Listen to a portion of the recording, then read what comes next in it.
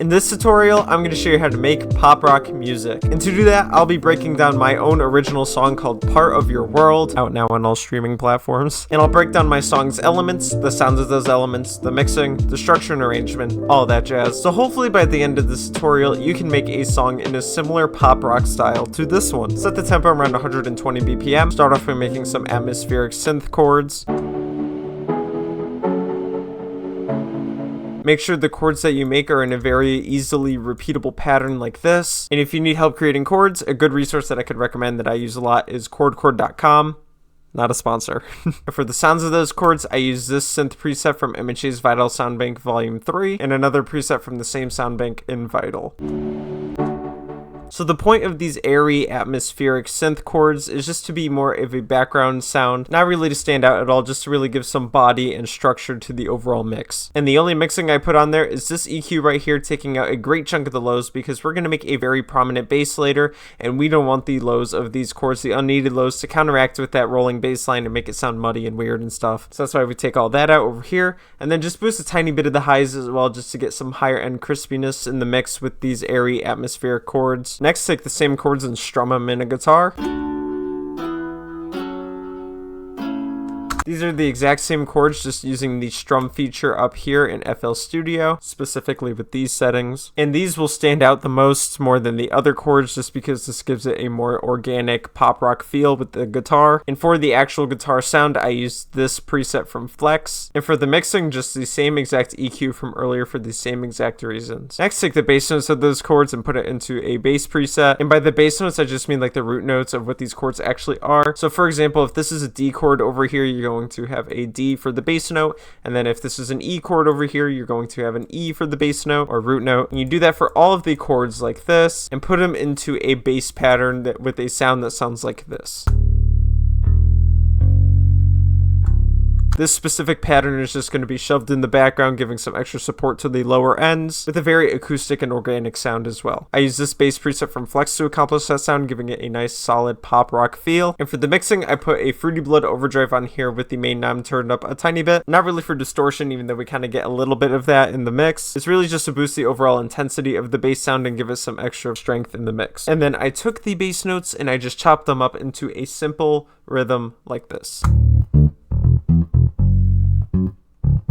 It looks very complex, trust me, I get that, but it's just the bass notes like this, chopped up into various little patterns over here, and then also playing around with the octaves as well. See, this note was originally down here when I chopped it up, and then I just boosted it up an octave to give it a very bouncy feel in the mix. I mean, don't go too crazy with this. As you see, I only did it like twice per bar, but jumping from octave to octave like this really helps to give it a bouncy feel, especially like when you're switching between notes like this right afterwards. So experiment around with it. Experiment with chopping up into various different patterns and also playing around with the octaves as well. I used two bass presets from Flex to accomplish the sound. I use this one over here and this one as well. A very good mix of electric bass guitars and acoustic bass guitars. And for the mixing, the only thing I put on here is the same Fruity Blood overdrive for the same exact reasons from earlier. Next, make a little synth melody.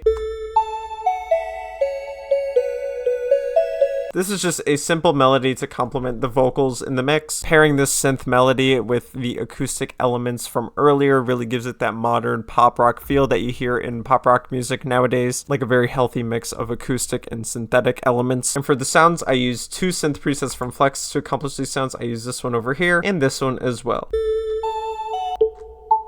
Now for the drums. This was an original song by me, and I didn't really make this with the intention of giving it out as a tutorial, but that's why I heavily relied on loops here. But you can see the kind of vibe that we're going with here. I got these two loops from Splice, and this one's more like a drum kit synthetically, and then this one's more like an acoustic, like actual real life drum kit, combining those acoustic and synthetic elements from earlier. And I have a ride loop to just basically keep the rhythm going and add some extra texture to the drums. And then this snap as well, just to give some extra boost in the mix every time the snare plays. And altogether, the drums sound like this. And the only mixing I put on here is a Fruity Blood overdrive, same reason as the bass, just to really give some extra intensity and strength for these drums in the final mix. Now for some extra effects, we made a lot of synthetic elements, and to balance the acousticness as well, I have an acoustic guitar over here. not the exact same chords, but taking out a great chunk of the lows, even greater than before, will help to really make that not noticeable and really rely on only the texture of the guitar versus like the actual notes played in the guitar. So take out a lot of lows. A background guitar strumming loop as well, just to keep the rhythm going and help add some extra acoustic texture. Another background guitar loop for the same reasons. And last but not least, this is where the real pop rock feel comes in, a hard-hitting, chugging electric guitar. And this is the main guitar of the whole song, and it follows the chords exactly, and it's just my personal favorite.